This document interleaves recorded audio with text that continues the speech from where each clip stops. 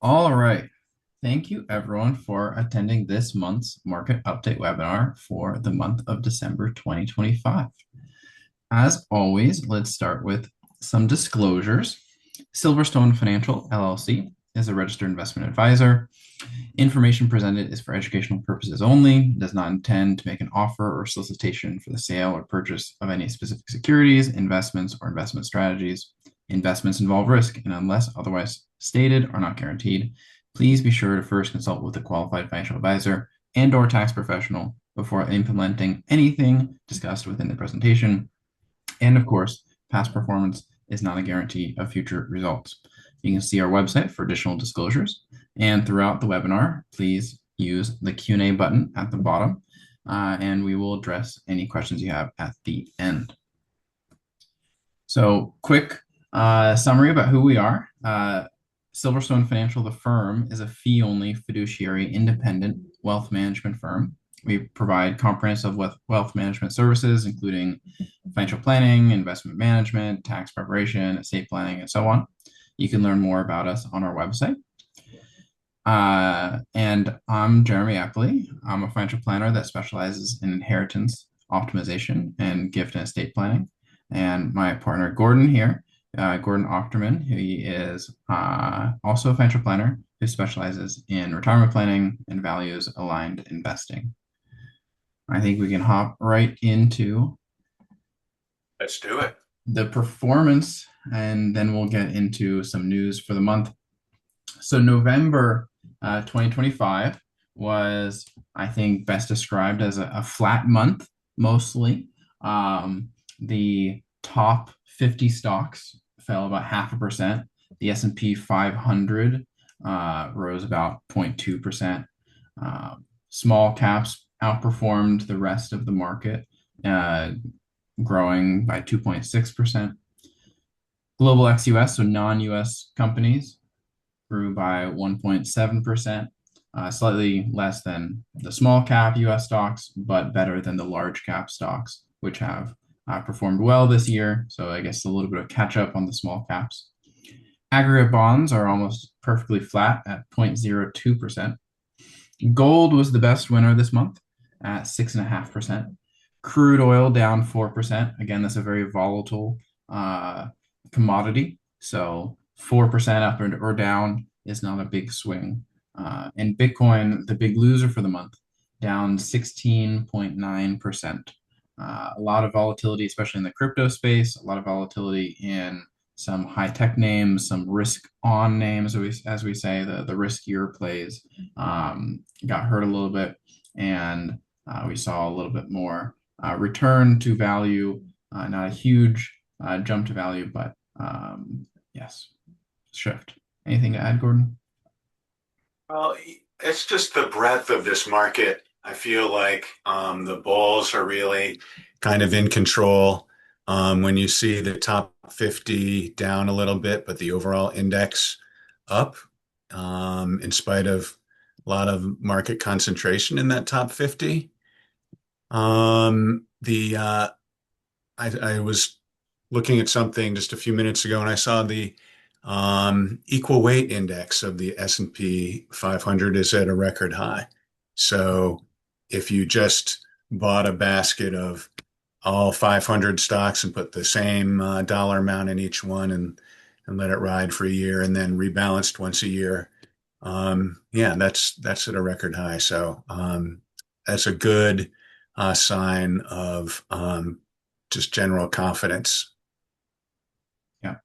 To note, the equal weight has underperformed market cap weighted. So what the S&P 500 is mostly due to the mega cap names getting mega even larger and larger, with Nvidia being the largest and only seeming to get larger every day. One thing to note for those that aren't on the podcast recording, this GARP is up 10%. The color is incorrect, but in line with what the other indices were doing. Year to date, nothing too new. We're getting near the end of the year, so each month has less of an impact month to month than the beginning of the year for our year to date graphics. S&P 500 up 17.4% year to date. The top 50 stocks up almost 20%, so a slight outperformance. My preferred investing strategy, which is growth at a reasonable price or GARP, up 8.4%, is what I would consider a more disciplined, value oriented way of investing that has underperformed since it doesn't hold all the mega cap names that were crushing it this year. It does hold NVIDIA currently, but some of the rest of the really large names that drove up the market that were really hype and a little more of an expensive stock uh, caused GARP to underperform this year. Small caps underperformed even more so at up 5.6%. Still nothing to sneeze at, but not the 20% that you see with the mega caps. The biggest winner in terms of equities is global ex-US, so non-US stocks, up 28% almost. Continuing to see that shift away from the United States was not at least a blip. It has remained that way throughout the entire year. Aggregate bonds up 7.2% this year, aided by the cutting of rates and the anticipation of the Federal Reserve cutting rates. So outsized bond performance, even if the yields were only say 3-4%, total bond returns for the year to date 7.2. So you see what yield yield rate shifts can actually affect bond prices, which affects the total return of the index. Gold has been the big winner this year after lagging throughout COVID in a way that confused me, that I mentioned multiple times in old webinars. Gold up 61% for the year. There's a lot of potential explanations, fear about the government or fear about the US dollar, other kinds of fear around inflation or just speculation. But gold up 61%, crude oil down 18%, and Bitcoin about flat, especially for a volatile asset at down 2%. So very interesting to see all of these moves for the year as we're one more month left. Then we'll have a big market recap for the year in January webinar that we'll explore all this a little more in detail than what we're doing this month. Anything to add, Gordon? Oh, just the Eurozone continues to be amazing, is up 37.09% year to date. Yeah, driving most of the returns for the global ex-US. Some of the emerging markets performing worse, which pulls it down a little bit since it's a blend of everything. All right, well, moving on to one of my favorite graphics. Those that attend each month and can actually see the slides if you're not a podcast listener. The outside of the circle shows historical returns. It shows the seasonality and the cyclicality of the stock market. It's interesting to see, month to month, there's actual skews to, September being the worst month, historically speaking, and December being the best month, historically speaking. Some of you might have heard of the Santa Claus rally, which might be coming up, and could be one of the reasons that impacts December being one of historically the best months in terms of returns. The inside of the circle shows what we've actually experienced this year, and it shows a little bit of an ignoring of the trends, we'll say, where we fell February, March, April. Of course, that was because of the new administration and the changes they were implementing. And then a lot of green after that, blasting past June, August, and September, which were all months that underperform historically, slightly, not a huge shift in one or a huge skew in one way or the other, but still seeing strong returns throughout the year. So we'll have to see. We'll have to see if December is going to cap out the year, making all green since April, or if we're going to have a bit of a reversion uh, interesting to see. Anything to add? I'm very curious myself. There are no facts about the future. So, yeah. Yeah, if we knew, we'd be very rich people, but Mhm. we don't know. All right, so we got two graphs here uh, that we wanted to show, or we might be making this a regular part of our presentation, the graphs of the month. Um, Gordon, how about you start out with the Yeah. Treasury curve or any? So, I'll actually start with the one on the right here, the U.S. Treasury yield curve. I find it interesting how, we've cut rates, the overnight rate, which the Fed controls, and yet just the 8-week rate is a little higher. But what really the yield curve tells us is about the wisdom of the crowds, what the prediction of all the market participants have about the direction of inflation and future rates. So people see future rates coming down. That's why the curve slopes downwards, and then it bottoms out around 2 years, and then the curve starts going up pretty sharply, indicating a belief that inflation and interest rates will be going up in the future. So, and also there's a normal bias for longer term rates to be higher because people have to be compensated for tying up their money for a longer period of time. So, it's nothing to worry about. It's just kind of, for a long time, we have had these inverted yield curves for a couple of years since the COVID crisis. And for a little while, it seemed like a pretty normal curve.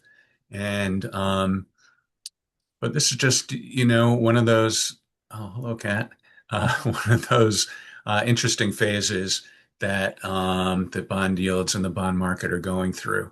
Um, and this is kind of not too unusual for a falling rate environment, but what it's telling us is that the markets believe that this falling rate environment might only last a couple of years, and then um, maybe a combination, maybe partially because of the deficits we're running that they'll have to come up at some point.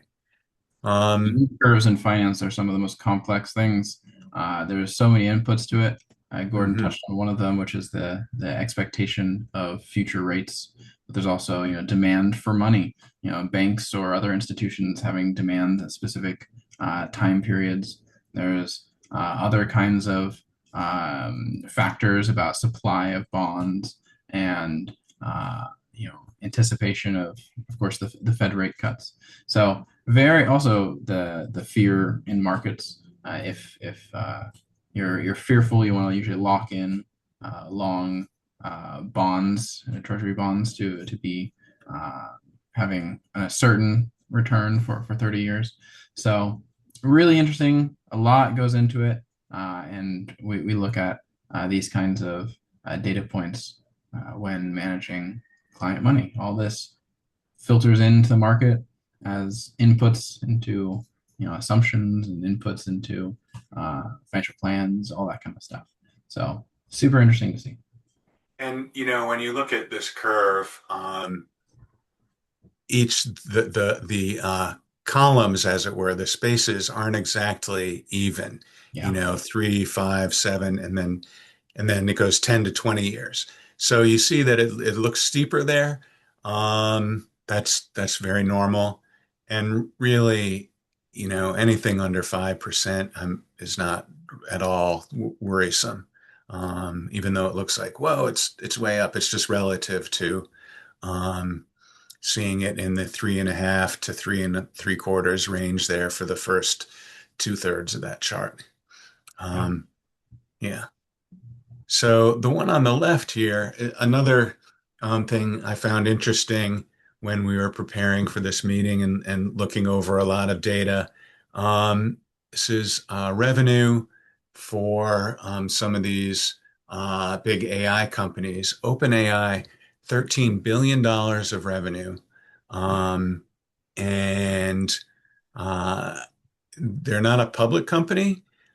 People have speculated it might be worth around $1 trillion if it did go public, and yet there's no profit that we know of. I mean, we can't be sure exactly, but um, these AI companies are bringing in a lot of money, and there's a huge build out of the infrastructure to make them uh, to increase the capacity of work that can be done in the AI space. Um, Not much profit yet, and really, but the swiftness of the increase in revenue you see from 20, well, uh, what is it? March 2023 on the far left there, Yeah. 200 million to 13 billion. That's just an amazing ramp up in income. And then you see Anthropic a little later to the party, but you know, really a solid second place in the race there. Um, To note, this doesn't include Google. They don't break out their specific AI. Great point. So Anthropic, I don't know if I consider it second place, but these are private companies. I'll also note these are disclosures from private companies and disclosures from date a little bit ago, August 2025, October 2025, July 2025. So and also revenue. We don't have access to the books. We don't know how they define revenue. Right. And as you get into, financial analysis and auditing and that kind of stuff, you learn that revenue is actually a very relative term. A lot of financial terms are really relative where they can be manipulated. Also, like what is revenue? What if you have an all equity deal with all these different AI companies and mega tech companies buying each other and giving each other lines of you give me Right. CPUs and I'll give you the right to use the CPUs. Is that being used to inflate their revenues? Is that not being included in the revenues? And they're actually bigger than we think. It's a very simplistic graphic that we wanted to include because it's you can see the hockey stick, as people say, where growth shoots up very quickly in these hyper growth kinds of startup companies. But yeah, we'll see if this continues, if the revenue keeps going up. Revenue can go up forever. If there's never any profit, you'll still go broke. So we'll see if they're going to be able to translate the revenue into some profitability. Again, though, it takes years for companies to become profitable, at least these kinds of companies. So we wouldn't expect to see that for a while. And it's a great point about last month we talked about some of these deals between the different companies. Oracle invests $1 billion in NVIDIA, and then NVIDIA invests in OpenAI, and then OpenAI, invests in Oracle. Are Yeah, all of them counting that same $1 billion or, however much it was, as revenues? Well, Oracle has to, uh, adhere to generally accepted accounting principles, um, because they're you know, public. Yeah. because they're a public company. But uh, yeah, but it's interesting. We're keeping an eye on these kinds of things because a lot of people are wondering, is AI a bubble? Is this similar to the dot-com bubble? Um, I think that it's similar in that we're spending a lot of money to build out an infrastructure, and we'll see how long the market has patience for that without immediate profit. Yeah. All right. Well, I guess we can get into notable events for the month. We have three slides worth. I guess I'll start out. Well, the first uh, news story that I saw a few weeks ago, I think it was November 10th or so, so almost a month ago, is getting a little bit outdated, especially since we don't know any kind of new developments. But Visa and MasterCard reached a revised $38 billion settlement with US merchants to resolve a decades-long dispute over credit card swipe fees. The agreement would slightly reduce interchange fees by 0.1%, huge difference, for 5 years, and cap standard credit card rates at 1.25% for 8 years. This, though, comes with the added uh, change or the added uh, term that merchants would gain more control over which card types they accept, and allowing them to charge surcharges to customers depending on if you have a really high rewards card that charges higher fees, there would be able to either charge surcharges or be able to fully refuse to accept them. To me, it'd be great for fees to come down. MasterCard and Visa definitely have a duopoly that does drag on the economy if these fees were lower. And I think their profit margins are like 40%. There's definitely room for them to make a little less money. But I am definitely against having merchants be able to piecemeal choose which credit cards to and not accept. It would just make lives much more of a headache where you have to carry multiple cards in case the merchant says, no, I don't really want to take that card. Currently, the law or the agreement is that you either take Visa or you don't take Visa. You take Discover, you don't take Discover. You take MasterCard, you don't take MasterCard. You take American Express, you don't take American Express. So you accept the card network. And if you accept the card network, you accept all the cards on the network. This would allow them to cherry pick. And just from a simplicity standpoint, it would be problematic in my opinion. Also, my cat wants some more attention. So we got a little mascot here while we go through these. Anything to add to that story, Gordon? Yeah, I just agree with you 100%. It's just too confusing and really would, I feel like, open the door to a lot of abuse when it comes to, oh, we take this card, but not that card, and a lot of petty deal making and stuff that yeah, it should be uniform. People should be able to use their cards very similarly to cash. And if the credit card company wants to offer rewards, I'm not sure that the merchant should have to pay for it, but Yeah. either way, it should be consistent. I'll also note this fight has been going on for, I think the right term is decades rather than years. It's a long fight, and this is not a done deal. They came up with a settlement, and I think the judge either rejected it or something. It's probably going to be many more years, and it probably will not be this agreement. It will be a modified version of it. And personally, hopefully, that last section of being able to accept all cards instead of just cherry picking, hopefully will be updated before the final agreement is made. We shall And see. then Amex is a whole other thing. Yeah, and also Capital One Discover merger, if that's going to throw any kind of wrenches into everything. Uh, Right. we'll have to see. I'll also say, just as a side note, I know the big complaint about Discover is international acceptance. I was recently in the Galapagos for vacation. It was great. Everywhere that we went accepted Diners Club International, which is one. Discover Network is actually three networks: Discover Network, Diners Club International, and Pulse. And just depending on where in the world you are, sometimes a different branding is more common. And so in the US, if you look at behind on your credit and Discover card, if you have one, it usually says all three of those, and it will work at any of them. But Mm. in the US, it's mostly Discover branding.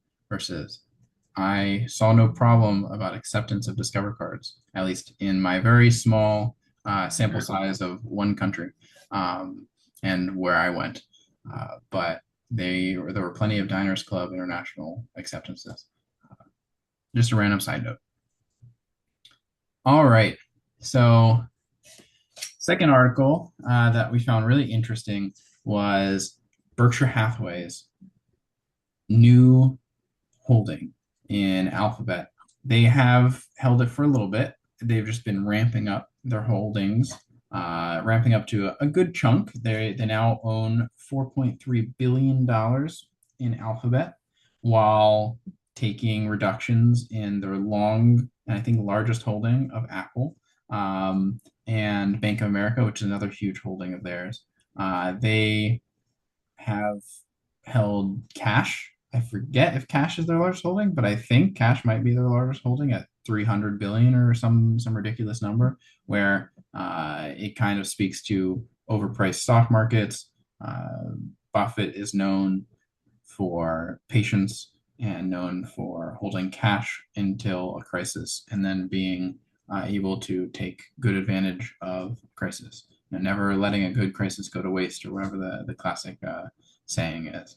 So it's interesting to see of all his, well, Berkshire Hathaway's holdings, the majority of them are either not being touched or being sold off, and they're adding to one or two. And the main one they're adding to is Alphabet, Google, which I've been a big proponent of Alphabet for a long time. They have good growth, and they are not as expensive as some of the other large cap companies. It's more of a what I would call a GARP, growth at a reasonable price, stock to invest in. Now, it's not necessarily recommended for your specific situation. We don't know what your specific details or requirements or risk tolerance are, so don't take that as a recommendation or endorsement. But it is interesting to see Warren Buffett think that it's a good investment, and I am also favorable about the stock. Gordon, yeah, I think before we hopped on this, excuse me, on this webinar, you were talking about Um, Berkshire Hathaway's cash holdings. well, I try to emulate Buffett and my personal holdings, and so you know, um, obviously, I don't have 325 million. But what there are different ways things you can do to kind of accumulate some cash if you're still working. One of the things that I do is instead of taking dividends all as reinvesting, I may have them just accumulate in cash. Little things like that. Try and save cash here and there. Um, Buffett is, I guess it's a little bit of market timing or more just like really valuation based that he does, where he buys less when he feels like things are expensive and more when everyone else is fearful. And the second half to me is easier to do. Um, Selling when the market is high is, boy, that to me that's harder. But everybody's psychology is different, and Buffett has shown that he has, um, you know, just the superior investor psychology. He's been able to harness that to incredible wealth. Yeah, and we'll probably talk about it more next month. But I think December 31st is his last day as CEO of Berkshire Hathaway. He's stepping down. Hmm.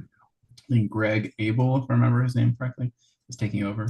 I read Warren Yeah. Buffett's farewell letter. He writes a letter to shareholders each year, and it was very nice. It was reminiscent. He talked about his life, and he did a lot about trying to calm investors' fears about the shift in leadership and his confidence in the new CEO and everything like that. So really also his charitable endeavors. Uh, interesting man. I think he's 95 or something right now. So definitely uh, working late into retirement, I'll say. Uh, yeah. My grandfather lived to be 95, and he was an incredible businessman in his prime, but 95, that's astounding. Yeah. All right, let's get into some Vanguard news. So, Vanguard has filed with the SEC to launch 10 new quote unquote bond ladder ETFs, which are really target maturity corporate bond ETFs with maturities spanning 2027 to 2036. These kinds of funds we use often with clients. We're a big fan of them. I think it was pioneered by either Invesco or by BlackRock. They at least have the two largest options currently. We use BlackRock mostly. Invesco was first. They were first. Yeah. We've been using BlackRock with some of our clients. They have options about treasury bonds or treasury tip bonds or muni bonds, corporate bonds, high yield bonds.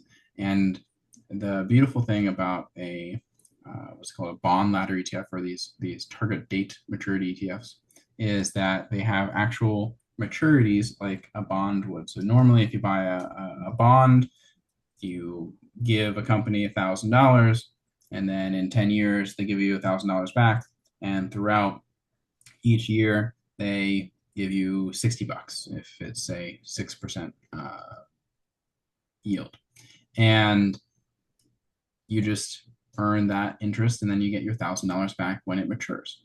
And that's very useful, especially when doing retirement income planning, where you know how much you want to spend each year. So you can actually buy the bonds to mature every single year, and you'll have that money to spend.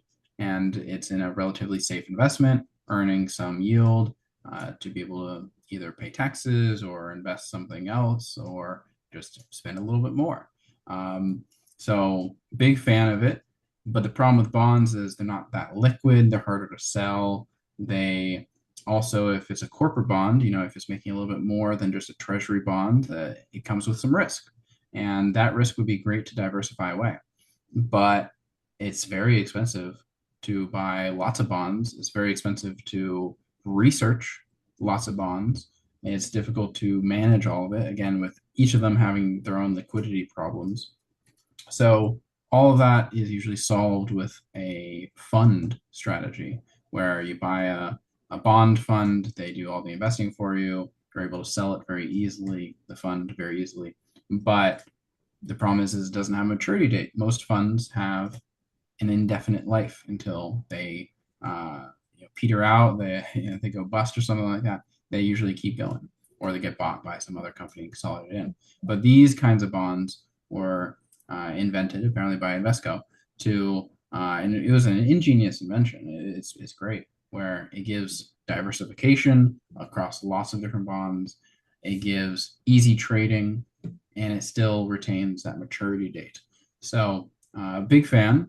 And Vanguard is known as a great fund provider, especially in terms of cost.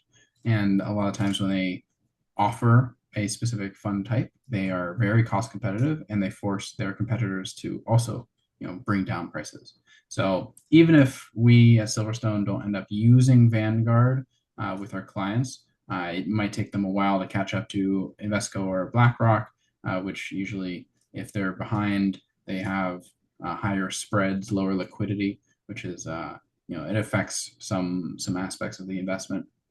And they've only filed for corporate bonds so far.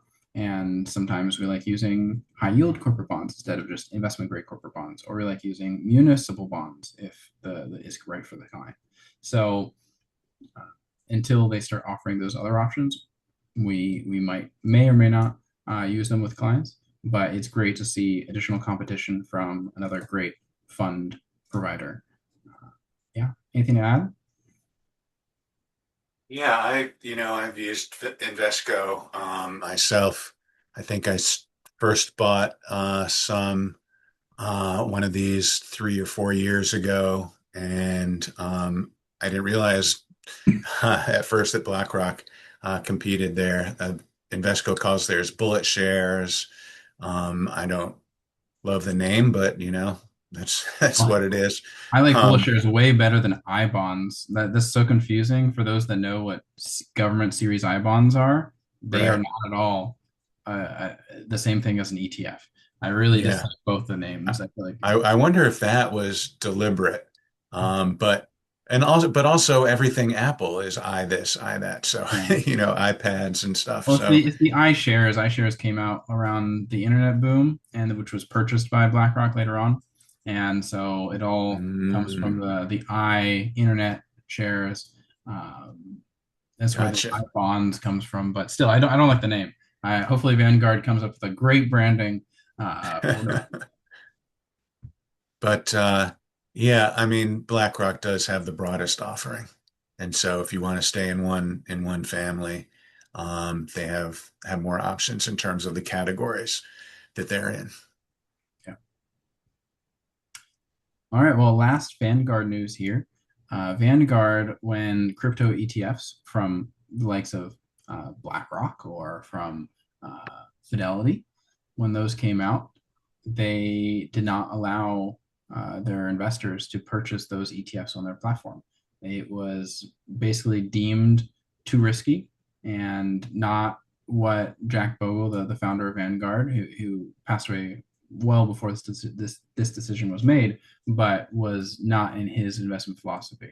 And so Vanguard wouldn't take trade orders to buy those. And I always found that very strange. You see the same thing with Fidelity and Schwab. Rather than investor protection, it's profitability protection on their part, where they aren't allowing some investors to hold exchange traded uh, exchange traded money market funds, which competes directly with Schwab's money market funds and or lack thereof of paying interest on holdings, and Fidelity's money market fund, which are all the default options. And that's how most brokerage, I think the number one income stream for brokerages is yield on cash because they get to keep most of it. Um, I've always found it strange, no matter what it is, to for a custodian to refuse to take an order of an exchange traded fund. It makes sense for a munis or for a mutual fund because there needs to be agreements with the company, and sometimes there's profit sharing, sometimes there isn't. There's just more headaches with mutual funds. But if it's on the exchange, it's easy to trade. It's been at least approved by the SEC, so there's some accountability there, we'll say. I don't think custodians should be making decisions on what you can hold, especially if it's an exchange traded fund. And so Fidelity and Schwab haven't changed their ideas on the money market funds, but at least Vanguard has agreed to allow crypto ETFs on its platform. Uh, we don't know what ultimately changed. Probably a lot of growing demand from clients and angry letters. Maybe I don't know. It's also interesting that it comes out this month where Bitcoin fell 16-17%. I think one of the next topics on the next slide is a big outflow from Yes. these ETFs because crypto was crashing this past month. It's just ironic that it's happening right now. But technically, I guess if Bitcoin does continue to go up and for the long term, which may or may not happen, and Vanguard only allows them to buy in now, maybe maybe it ultimately benefits their clients, but they probably would have missed out on gains if they didn't invest day one when it was available. Um, yeah, interesting to see. All right, let's hop on to four more notable events. Right. So, yeah, as you mentioned, the next one is somewhat related.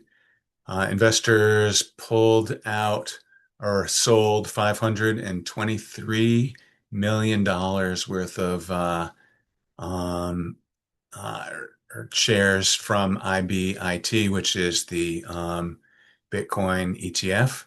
It was the largest single day withdrawal since the fund's launch in January 2024. Um, and the price of Bitcoin actually rose 1% that day. So, I mean, it shows you just how big the market has gotten in the currency that, is able to absorb that.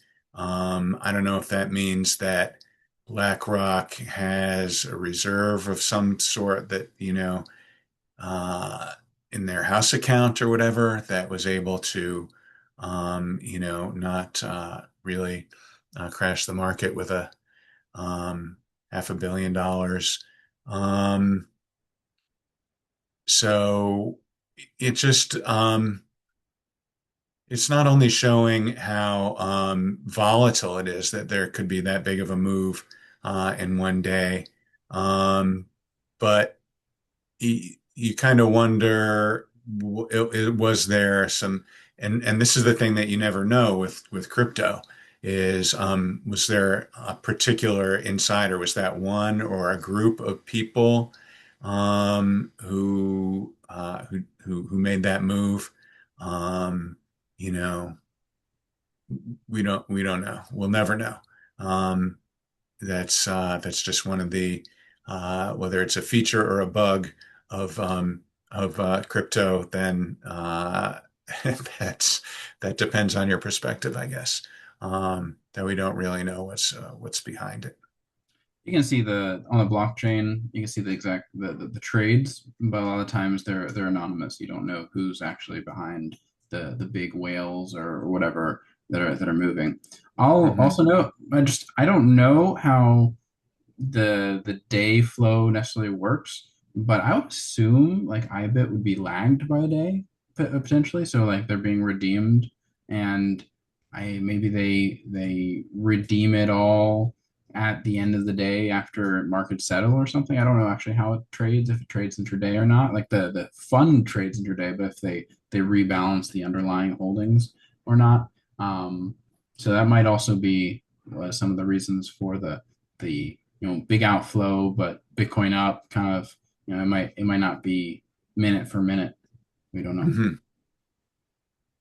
Yeah, with a regular stock,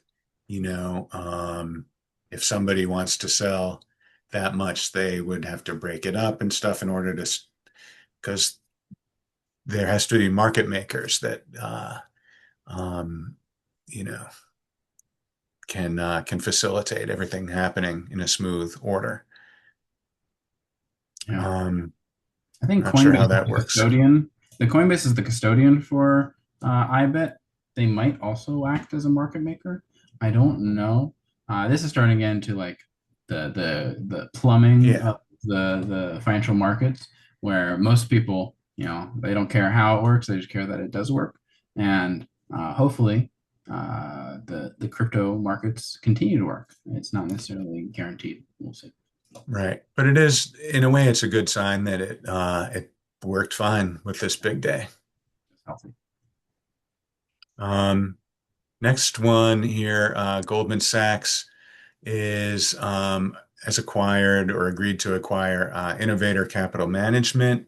They're a major provider of defined outcome ETFs, which is a specific investment approach. $2 billion cash and stock deal expected to close in around 6 months, give or take.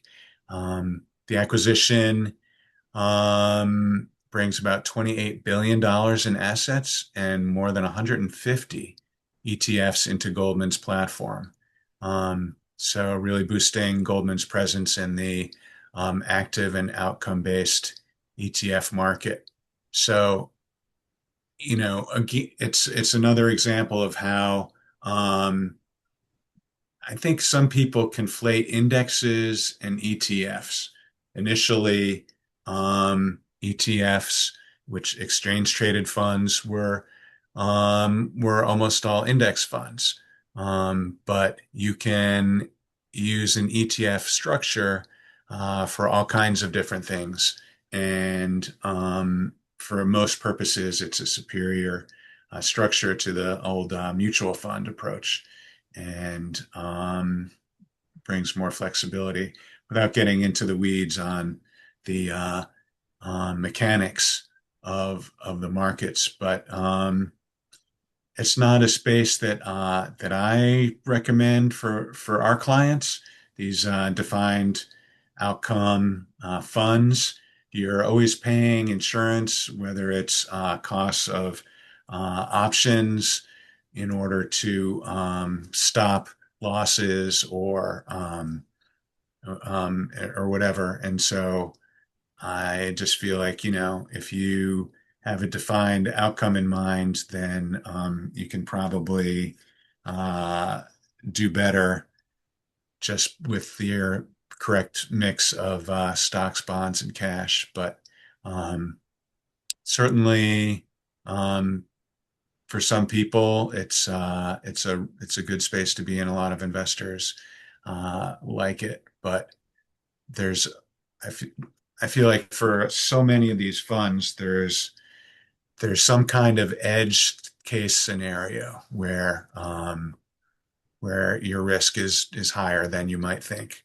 When they say defined outcome, that's within a certain band of performance of the underlying asset. It's very interesting. I've used it before. Like my grandmother uses at least one of these funds. Not Mhm. Innovator. It's a BlackRock fund, but it essentially is an alternative to what we'd call maybe an annuity or what we'd Mhm. call a structured note. For those that know what a structured note is, usually it's just a bundled product where they have an underlying investment, say like the S&P 500, and then they do what's called option strategy. So an option is a contract that either caps your losses or is able to leverage your gains, or there are a whole lot of different ways based on how you buy and sell and combine these options. And you can have contractually specified outcomes, which is where this defined outcome comes from, based on how you hold them. And structured notes, I've never been that big a fan of them. Essentially, it's just you buy a bond kind of like solution that says we will pay you this under these conditions, and underlying on their end, they are just wrapping up these option strategies into a structured note. It's a similar way how they do it with annuities, and it's a similar way with how they do it with these defined outcome ETFs. They usually don't make as much sense as having, like Gordon said, cash, bond, stocks. Having traditional no or low cost options. As soon as you start paying for, as you had alluded to, portfolio insurance, which is usually what these bonds can be called for. Insurance costs money. You're offloading your risk to someone else. They need to be compensated for it. And then if you're offloading your risk to someone else and someone else needs to find a way to manage that, the whole portfolio, then you're also paying an additional person. But the outcomes can make sense. A lot of the times, like for the example I was using before, it's a BlackRock fund. And if you are looking to leave capital gains to your heirs, you want to avoid dividends. And so essentially what it does is it takes the S&P 500 and the dividends from the S&P 500 to buy protective puts. So puts to protect your downside. And it works well because then you're not incurring gains, you're not incurring dividends that you're paying taxes on, but you're giving up those dividends for downside protection. So it kind of gives a pseudo annuity because it gives a pseudo structured note and it gives that downside protection, but which I would say is usually a better deal than an annuity, but it does still cost money. So it might make sense for you. It might not make sense for you, but a lot of times the best way is what we do with clients, where you do bond ladders, you invest in the stocks, and you have a good adequate cash reserve that you're comfortable with. It's just like an annuity, um, the insurance company that built the annuity could go bankrupt. Their insurance is a tightly regulated business, and similarly, these structured note providers could make mistakes, or that would lead to investor loss. In 2008, I think it was Bear Stearns. that had a lot Yes. of structured notes, and when theirs was called counterparty risk in finance. If you're holding, the notes are on the books of Bear Stearns. So when Bear Stearns goes bankrupt, you get zero back. So it is a defined outcome as long as the issuer is still there. One thing that I would say is slightly safer, structured notes on the one side. Annuities have protections from various I don't know if annuities bind, it's not the pension system, but like there are some insurers behind the scenes that do Yeah. provide some The protection. companies all pool some money into a fund that, yes, is there to back And up. for these ETFs, I say of the three, like they make more sense. The assets are not on people's balance sheets. They're made of options and swaps and underlying holdings, and it's held at a custodian like most of your other assets. And the nice thing also about these kinds of funds is instead of an annuity where you're locked in for 10 years or a structured note, which you sometimes can sell, but you're still locked in, these they're exchange traded. You can sell them tomorrow if you're not happy for whatever reason or if your situation changes. So again, it really depends on your situation, and there are additional costs associated with all of it. But they've been an interesting development in the financial markets, and Goldman Sachs is clearly trying to expand their presence in asset management. They tried their hand at retail banking that went terribly. They lost billions of dollars with the Apple Card and billions of dollars with their Marcus Bank stuff. All the stuff that they were trying to do, they didn't succeed very well. So they're trying asset management now. Next item, Trump and just the two parties in general ended the government shutdown. A little bit old news. It's been a month now, but happened in November. Extending federal funding through January 30th of 2026. So after the midterms. Um, Shuttered agencies reopened, restoring pay for furloughed workers and reversing layoffs for the most part. I will add my personal experience. So, some of you know my wife is a federal employee who took one of the buyouts and is supposed to continue being paid. Today was a payday, and we haven't gotten anything. I checked my bank account today, and normally every Tuesday, her paycheck hits. They did make up for the ones that were missed, but now there's some glitch or something going on. Maybe it's just us. Maybe it's everybody. I don't know. Stay tuned. Um, if if you see anything in your news feed tomorrow about federal employees not getting paid, uh, you can We're say, getting "Well, the I heard scoop that right first." here. We're getting the scoop. We're going to see headlines: U.S. defaults on debt, and we knew it one day before. That's crazy. I don't think it'll be anything like that, but Yeah, that was a joke for anyone yeah, that maybe maybe it's just because she's in that group of people, on the buyout that has gotten delayed for some reason. But good news for people in our region, who some of whom were working without pay. Um, at least for us, Joan was just retired without pay, which is normal. Um, Last item here, Michael and Susan Dell donating $500 million to support the Trump account program, becoming the largest private donors to the initiative so far. the number And 6.25 billion, isn't it?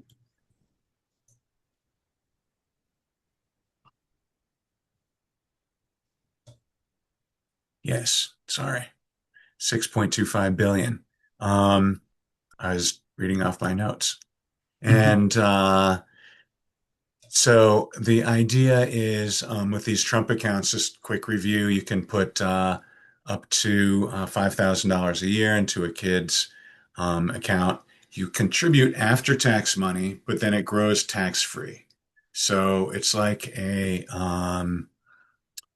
hybrid between a Roth and a regular IRA. It's what you do in after tax. It's like a backdoor be able to Yes, convert it, I think. Yeah. right.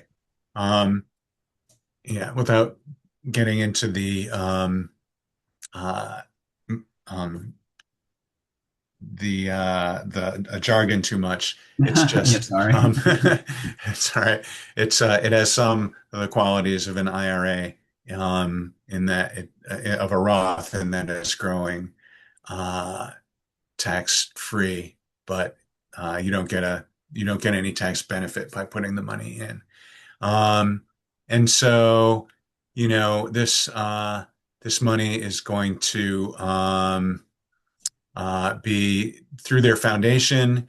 So, they'll have some kind of criterion for um, who can access that money. But, you know, uh, anybody who can donate $6 billion at once,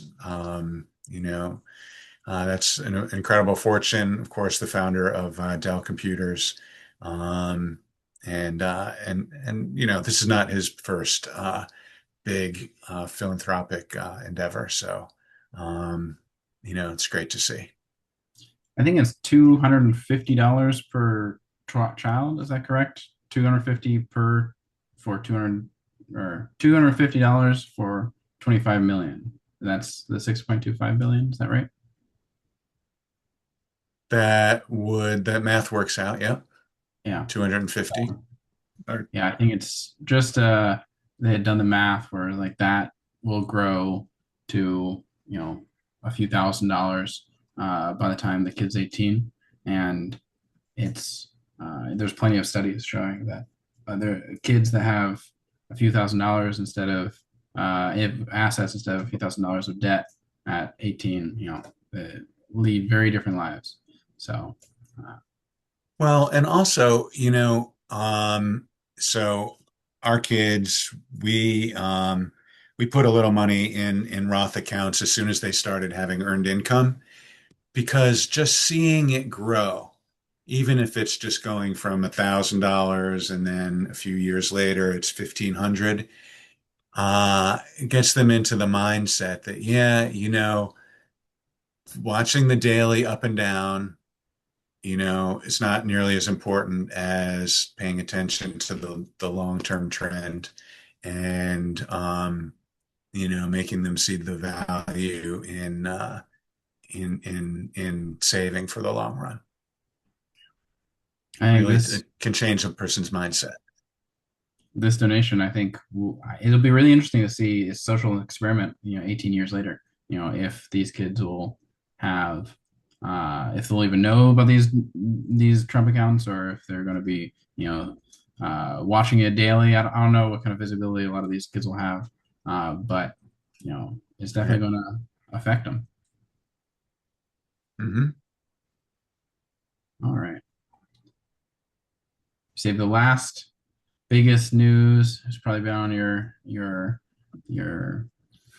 news channels, your headlines. Even if you're not a finance person watching CNBC, this is definitely a big one. So, Netflix has agreed to buy Warner Bros., which owns HBO Max. They have been in a bidding war, kind of a bidding. It was known that Warner Bros. Was for sale for months now.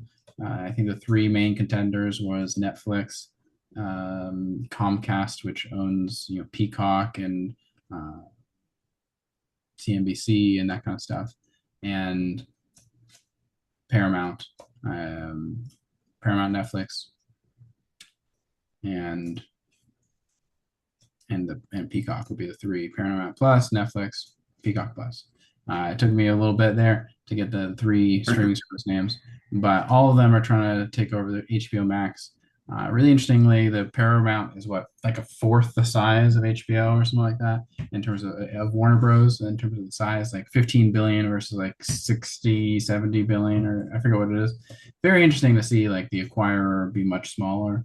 Um, Netflix, of course, being much bigger, Comcast being much bigger, but they also have Xfinity and stuff. They have home internet. They're not only doing uh, entertainment.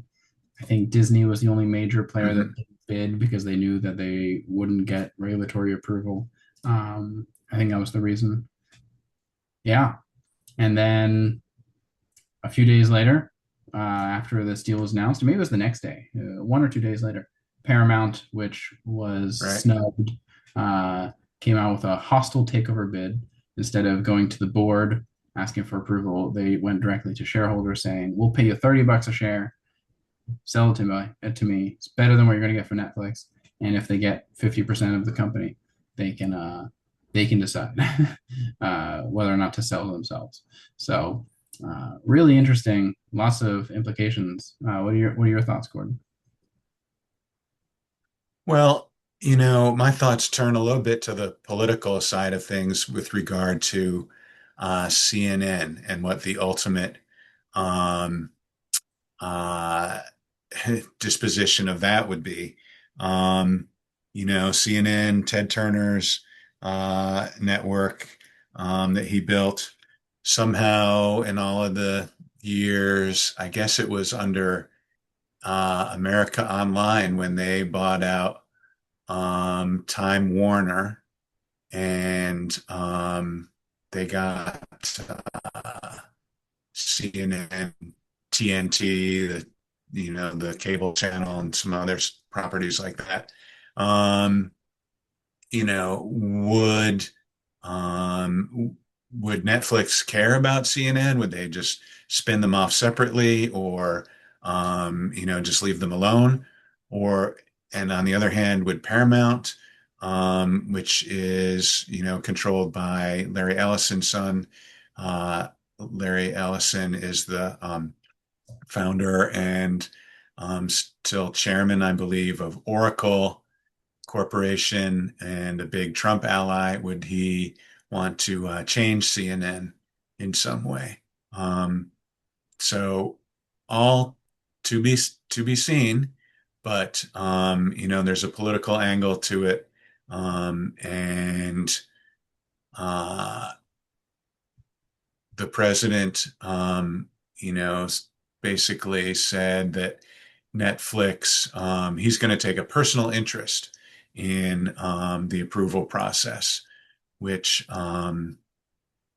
historically, supposedly, the Justice Department, who approval of mergers like this are supposed to be independent and non-political, but that's the world that we live in right now, where the president can just, you know, um, stick his thumb on the scale in some way because he has a potentially the implication is I don't know if it's not fact, but the implication seems to be that he has a preferred way for this to go, and we'll see if that comes about or not.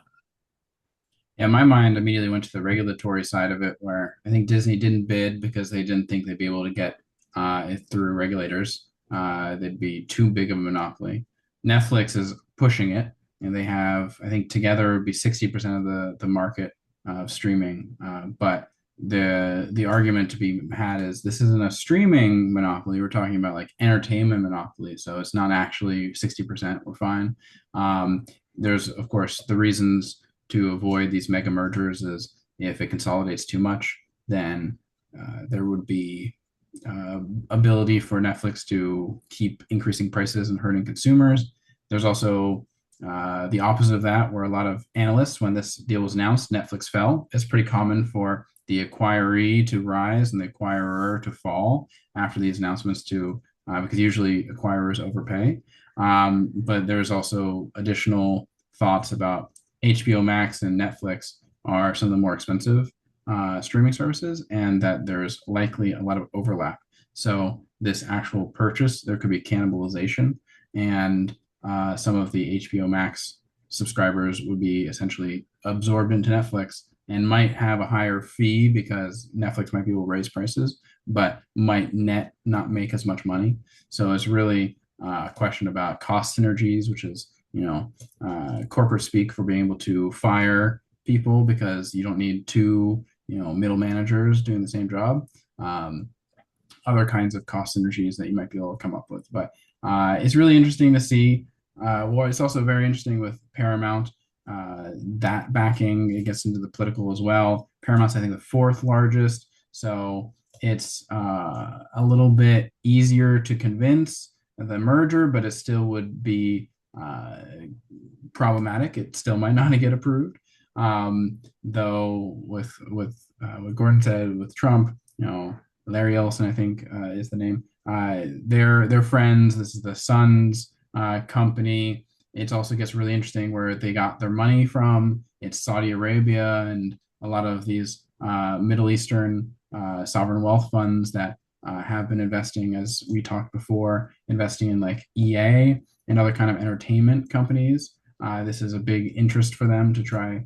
This is yeah, geopolitical analysis that I've heard, not necessarily, I'm not necessarily qualified, but the thought is to ameliorate their image of, we're not killing journalists, we're part of the culture here, we're cool. So it's very interesting to see that money get involved. I think another one of the private equity firms, I forget if it's Donald Trump's son-in-law or not. It runs one of those, but there's some connection to Trump as well. So there is definitely some semblance, which isn't surprising. I feel like half these news stories we cover, there's some semblance of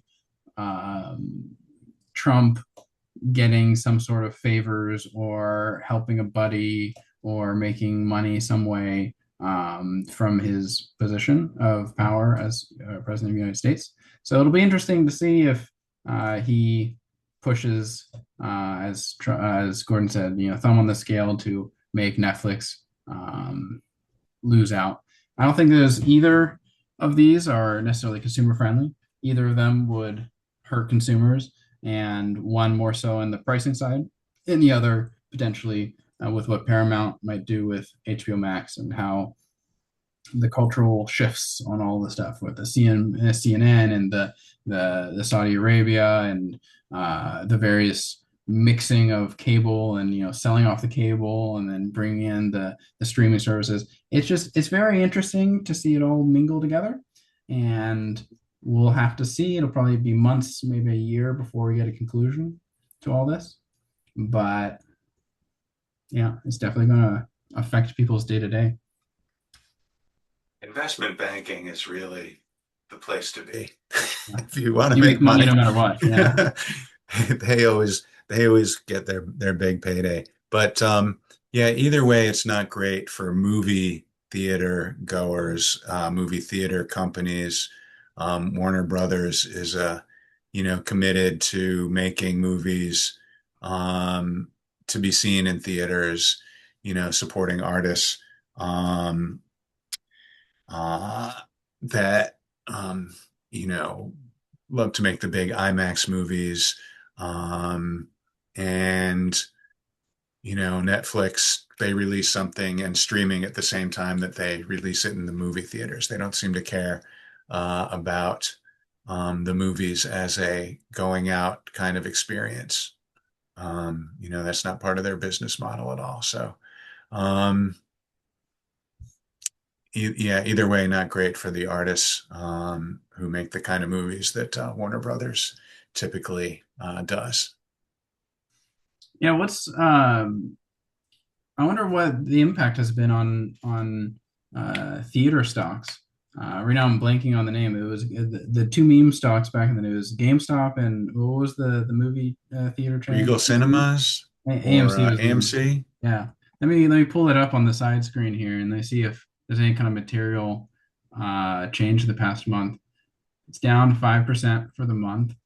Let me see if it actually has a cliff or not to it, based on announcement. Because if Netflix does win, there is a good chance that has an impact on AMC, Regal, any of the other mom and pop Mhm. even theaters. Um, Yeah. it's kind of You like, know, living around here in Northern Virginia, Fairfax County, one of the wealthiest around in the country.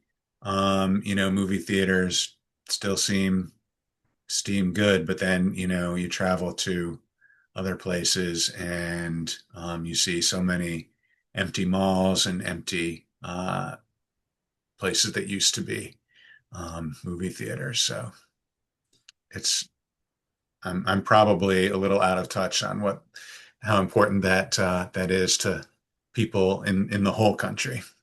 mm.